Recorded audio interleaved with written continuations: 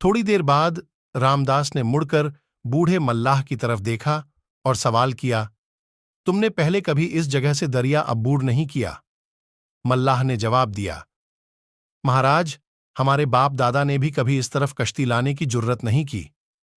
सुना है कि राजा गोविंद राम के सेनापति ने इन लोगों पर सर्दियों के मौसम में चढ़ाई की थी, लेकिन इन्होंने कई कश्तियां चट्टानों से पत्थर फेंक कर ही गर्क कर दी थी। सेनापति जी इन लोगों को सजा देने के लिए 1 महीना पहाड़ों में फिरते रहे।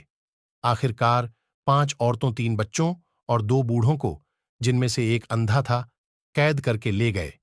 रामदास ने कहा, यही वजह है कि हम गर्मियों में दरिया अब्बूर कर रहे हैं। महाराज, गर्मियों में पत्थरों का वजन कम तो नहीं हो जाता?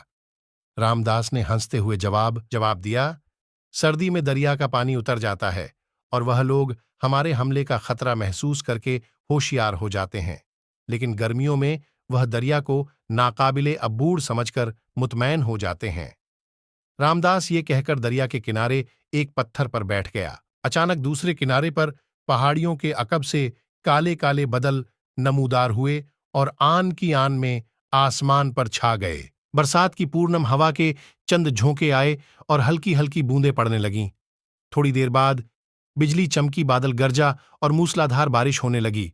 बूढ़े मल्लाह ने आगे बढ़कर कहा, महाराज, आप झोपड़ी में आ जाएं। रामदास उठकर मल्लाह के साथ चल दिया। चंद कदम के फासले पर सरकंडे की झोपड़ी के पास सफेद रंग एक घोड़ा बंधा हुआ था। बूढ़े मल्लाह ने अपनी चादर उतारकर घोड़े पर डाल दी, लेकिन रामदास ने कहा, अपनी चादर उतार लो, यह इसे भीगने से नहीं बचा सकती। मल्लाह अपने इज़ार का सबूत देने पर तूला हुआ था, लेकिन हवा के एक तुंद झोंके ने चादर को घोड़े की पीठ से उड़ाकर 10-15 कदम पर फेंक दिया। बूढ़ा मल्लाह चादर के ताकुब में भागा और रामदास हंसता हुआ झोपड़ी में दाखिल हुआ। बाकी मल्लाह सिमट कर कोने में खड़े हो गए। एक मल्लाह ने अपनी चादर जमीन पर बिछा दी। रामदास अभी बैठने का इरादा ही कर रहा था कि एक मल्लाह जो दरवाजे में खड़ा बाहर झांक रहा था, चिल्लाया, वो आ गए, वो आ गए, राजा की फौज पहुंच गई। रामदास और मल्लाह झोपड़ी से निकलकर बारिश में खड़े हो गए। सुखदेव राजा की फौज का सेनापति मशकी रंग के खूबसूरत घोड़े पर सवार था और 4 संजारों के करीब के प्यादा सिपाही जो लंबी कतारों में इसके पीछे पीछे आ रहे थे। झोपड़ी के करीब पहुंचकर सुखदेव ने घोड़ा रोका। बूढ़े मल्लाह ने भागकर घोड़े की लगाम थाम ली। सुखदेव घोड़े से उतरा। रामदास ने आगे बढ़कर प्रणाम किया।